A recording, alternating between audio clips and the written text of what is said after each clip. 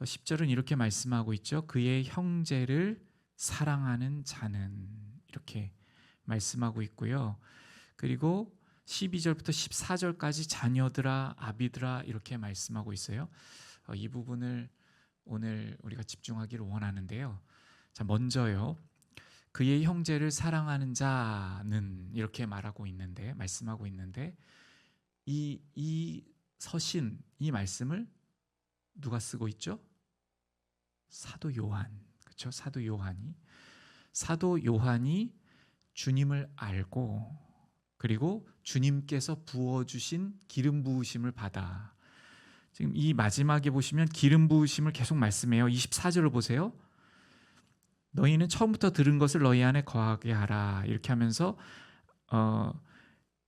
들은 것이 너희 안에 거하면 너희가 아들과 아버지 안에 거하리라. 이러면서요. 27절 보세요. 너희는 주께 받은 바 기름 부음이 너희 안에 거하나니. 이렇게 말씀합니다. 이 기름 부음이 무엇이죠? 성령 하나님께서 내주하시는 것. 성령 하나님께서 우리 안에 내주하심으로 말미암아 우리가 말씀이 기억나고, 예수님께서 그러셨잖아요. 내가 너희에게 말한 것이 기억나게 하리라. 이렇게 말씀하셨어요. 그러니까 성령 하나님이 우리 안에 있을 때에 예수님께서, 아버지 하나님께서 보내셔서 우리에게 주신 그 모든 말씀이 기억나게 하시고, 그 말씀을 따라 살게 하시고, 이렇게 말씀하여 주셨는데 지금 그 말씀대로 이야기를 하고 있는 것입니다. 그러니까 다시 정리할게요. 지금 기름 부음 받은 것, 그러니까 곧 성령 하나님께서 내주하여 주시는 자가 되어서, 누가요? 사도 요한이 그 안에 있는, 사도 요한 안에 있는 성령 하나님으로 말미암아 그 감동으로 무엇을 하고 있냐면 사랑을 하고 있어요. 7절을 보세요. 7절, 2장 7절, 사랑하는 자들아, 이렇게 말하고 있잖아요. 그러니까 여기서 사랑은 사도 요한 안에 있는 성령 하나님으로 말미암아, 곧 그리스도로 말미암아 하나님 중심적으로 이 자녀들, 곧 형제들을 사랑하고 있는 사랑입니다. 그러면 지금 이 9절에서 말씀하고 있는, 그리고 또 10절에서 말씀하고 있는, 10절에서는 형제를 미워하는 자 하고 있는데 10절에서는 그 형제를 사랑하는 자 하고 있죠. 그 사랑하는 것이 무엇인지를 사도 요한의 이 서신을 쓰는 것을 통해서 우리가 먼저는 좀 생각해 보고자 함입니다. 다시 정리해 볼게요. 사도 요한은 성령 하나님의 감동으로 누구보다도 지금 이 사랑을 하고 있어요. 그러므로 이 서신을 쓰고 있고 그 사랑을 가지고 대하고 있죠. 이 형제들, 이 서신서의 대상자들을요. 그러면 제가 잠시 질문을 드리겠습니다. 형제를 사랑하는 것이 무엇입니까? 그 형제를 사랑한다고 하였을 때에 하나님께서 기뻐하시는 대로 형제를 사랑한다. 그 사랑은 어떠한 사랑일까요? 어떠한 사랑입니까? 일반적으로 세상이 말하는 것 같은 사랑은 아닐 거예요. 자, 세상이 말하는 일반적인 사랑은 무엇일까요? 그러니까 우리 개념 안에, 우리 안에 들어와 있어서 우리가 항상 싸워야 하는, 하나님께서 바라시지 않는 우리 안에 있는, 우리가 만들어 놓은 사랑은 뭘까요? 그렇죠. 자기중심적인 사랑일 텐데, 그 자기중심적인 사랑, 우리의 사랑은요, 대부분 보세요. 편하게 해주는 겁니다. 편하게. 하나님과 무관하게 그냥 편하게 있게 하는 것. 하나님의 뜻과 무관하게 그냥 자기가 하고 싶은 대로 하도록 두는 것. 이것을 사랑인 줄 알아요. 그래서 아무런 간섭도 없이, 아무런 어떠한 기준도 없이 그냥 두는 것. 것을 사랑이라고 말하기도 해요. 이 세상이요. 그렇게 두면 어떻게 될까요? 어떻게 됩니까? 만약 하나님께서 그를 만약에 어떤 간섭이나 살피시거나 하지 않으면 망합니다. 결론적으로 심판에 갑니다. 섭리하셔서 그를 붙들어 주시지 않으시면요. 그런데 이 세상은 그것을 사랑이라고 주장해요. 그런데 사실은요, 진정한 의미에서 그것은 미워하는 것입니다. 왜냐하면 하나님께로 나아가게 하지 못함으로. 지금 어떠한 상태에 있는지 보세요. 하나님을 떠나 있는 사람이 있다고 가정합시다. 하나님을 떠나 있어요.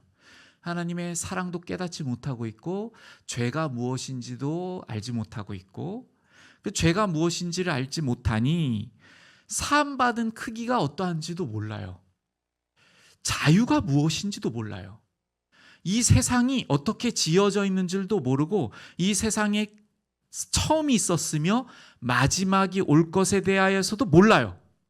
심판이 있다는 것도 모르고 영원한 사망이 있다는 것도 몰라요. 이 세상에 지금 영적 전쟁 가운데 있으며 사탄이 어떻게 항상 공격하고 있는 줄도 몰라요. 지금 온통 어둠 가운데 있고 자기 중심적인 사랑으로 가지고 싸우다 보니까 전쟁이 일어나고 슬픔이 있고 참담함이 있고 이러한 모든 고통들이 왜 있는 줄도 모르고 있다고 합시다. 그런데 그걸 계속 둔다. 그대로 내버려 둔다. 잘 살아라. 이 세상이 있는 것 그냥 그래, 돈 잘 벌고 자녀 잘 키우고 그냥 너 잘하고 있다. 잘 살아라. 무엇을 하는 겁니까? 하나님께로 나아가지 못하게 하고 그냥 자기가 추구하는 대로 잘 살게, 이 땅이 추구하는 대로 잘 살게. 지금 나오잖아요. 이 땅에 어떤 이 세상을 사랑하지 말라 이렇게 하잖아요. 15절 보세요. 이 세상이나 세상에 있는 것들을 사랑하지 말라. 누구든지 세상을 사랑하면 세상을 사랑하게 하는 것이죠. 세상을 그냥 사랑하게 하는 거예요. 아버지의 사랑이 그 안에 있지 아니하니 이는 세상에 있는 모든 것이 육신의 정욕과 안목의 정욕과 이생의 자랑이, 육신의 정욕과 안목의 정욕과 이생의 자랑을 따라가게 하는 거예요. 그냥 두는 것은. 이생의 자랑을 따라가게 하고, 그래서 이 생애를 살면서 자기 중심적으로 유익이 되는 것을 위해서 살게 하고, 그것을 추구하게 하고, 그것을 잘한다고 하면 하나님 관점에서는 그를 미워하고 있는 거예요. 왜냐하면 그 저주 가운데 계속 두는 것이니까요. 그 죄 가운데 그냥 두는 것이죠. 그래서요, 사도 요한은 그 형제를 미워할 수 없습니다. 그냥 그대로 있게 할 수가 없어요. 그의 형제를 사랑하는 자, 사도 요한은 사랑하고 있죠. 그래서 끊임없이 12절 보세요. 자녀들아, 그 사랑하는 자녀에게 내가 너희에게 쓰는 것은 너희 죄가 그의 이름으로 말미암아 사함을 받았으며, 사함 받았다는 것을 지속적으로 말씀하지 않을 수가 없어요. 왜 그렇죠? 이 사함 받았다는 것이 너무나 큰 관심사예요. 거의 전부입니다. 전부. 우리는 무엇을 많이 말합니까? 죄의 사함을 무엇으로 받겠어요, 우리가? 죄의 사함은 우리 살 수가 없는 것이죠. 어떠한 것을 가지고도 죄의 사함을 얻어낼 수가 없어요. 거저 받은 은혜이지만 이것보다 큰 것이 없어요. 죄의 사함을 빼놓고 시작되는 것이 없어요. 말을 할 수가 없어요. 더 나아갈 수가 없어요. 죄 사함을 받은 것으로부터 시작하는 것이지, 죄 사함 받는 것을 자녀들과 함께 깨닫기 전에는요, 어떤 것도 시작됨이 없어요. 죄의 사함을 받은 은혜로부터 시작되는 것입니다. 이것을 깨닫지 못하면, 이것에 대한 공유함이 없으면 그 무엇인가를 갖고 더 시작할 수가 없어요. 죄 사함 받은 것의 크기, 죄 사함 받은 것을 알아야 사랑도 말할 수 있어요. 죄 사함 받은 것의 크기를 알지 못하면 사랑을 논할 수가 없어요. 보세요. 이 죄 사함 받은 것의 크기를 알아야 하나님의 사랑을 말할 수 있어요. 하나님께서 우리의 죄 때문에 성육신 하신 사랑을, 그 죄 사함을 위하여 오신 사랑이잖아요. 그런데 그 사랑의 크기를 나누려고 하는데 자녀가 사함 받은 것을 몰라요. 자기 죄가 얼마나 큰 줄을 몰라요. 그러면 아무리 성육신을 설명하려고 해도 오신 이유를 몰라요. 자기가 얼마나 죄인인 줄을 모르는데 성육신 하여 주신 하나님의 사랑이 와닿습니까? 다시 말해서 내가 죄인이어서 죄인임을 깨닫지 못하고 있어요. 다른 말로 해볼게요. 내가 심판받아 마땅한 대상임을 모르고 있어요. 스스로. 심판이 와닿질 않아요. 나에게. 내가 뭘 그렇게 잘못해서 영원한 심판을 받는가. 아니, 내가 뭘 그렇게 잘못해가지고 신호등 잘 지키면서 살았고, 남에게 그렇게 큰 피해도 주지 않았고, 뭐 살인도 하지 않았고, 만약 그렇게 생각하고 있어요, 스스로를. 그래서 자신은 심판의 대상이 아니에요. 근데 그러면 하나님께서 구원하시기 위해 오신 그 성육신이 와닿습니까? 안 와닿는 것이죠. 그러면 사랑이 깨달아질 수가 없죠.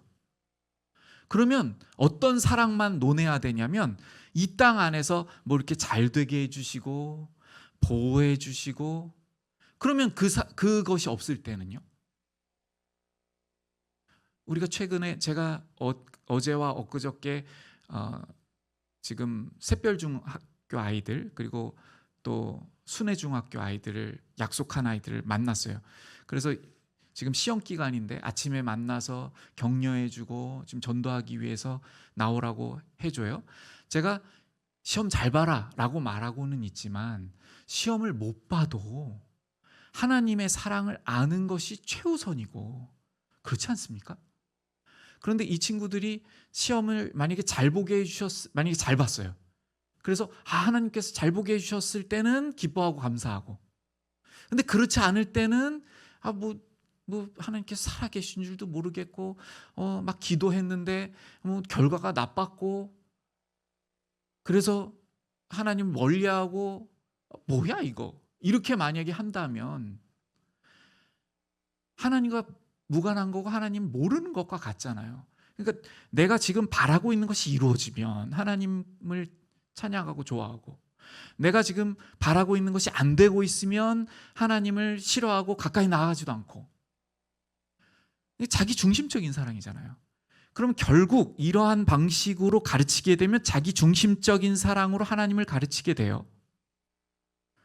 그러면 아직 여전히 죄 가운데, 어둠 가운데 머물러 있는 것과 같죠. 그런 방식으로 사랑하는 하나님은 자기가 만들어 놓은 하나님이므로, 내 이해를 가지고 만들어 놓은 하나님이므로 우상입니다. 우상. 자기 스스로 만들어 놓은 자기의 하나님, 나를 잘되게 하는 나의 우상. 그렇기 때문에 사도 요한은 지속적으로 말하는 것이죠. 이것이 사랑이에요. 무엇이 사랑이에요? 죄가 사함받았다는 것을 알 수 있도록, 그 깊이를 알 수 있도록 철저하게 전하는 것.